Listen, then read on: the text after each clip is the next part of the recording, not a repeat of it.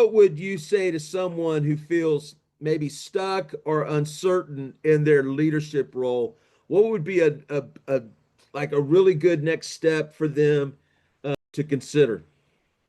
Man, I would say, and listen, this is going to plug you a little bit, but it's going to plug coaching. Find somebody outside Hmm.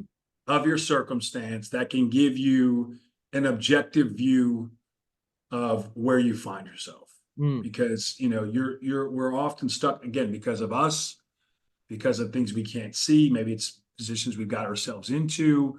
So I think having an outside perspective that cares and loves you too, right? I think that's important to say, right? That wants what's best for you, but having an outside perspective. That's why, again, Breck, I'm so grateful for you, man. And for so many years, you continue to give me a perspective that I don't get to see.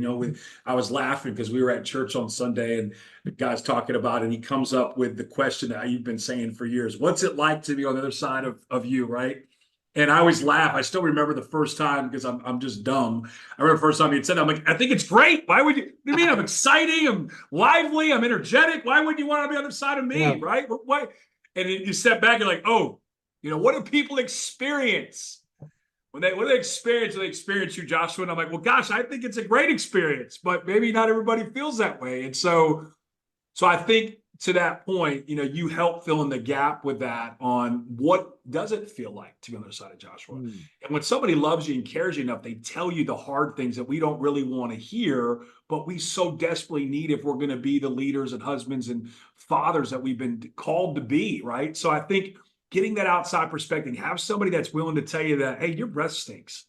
And you gotta figure that out, man. Like we gotta work through that, right? Somebody that's willing to love you enough, that's willing to tell you things that are hard. And then again, going back to a teachable, humble spirit, like, oof, Yeah. I'm paying for this shit.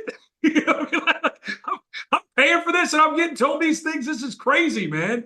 So I think I just can't advocate enough for what you do in my life and so many others. And I think coaching in general, just having an outside voice that's willing to be objective, willing to love on you, willing to challenge you, so you can go be what you've been designed to be, man. That's the goal, right? Yeah.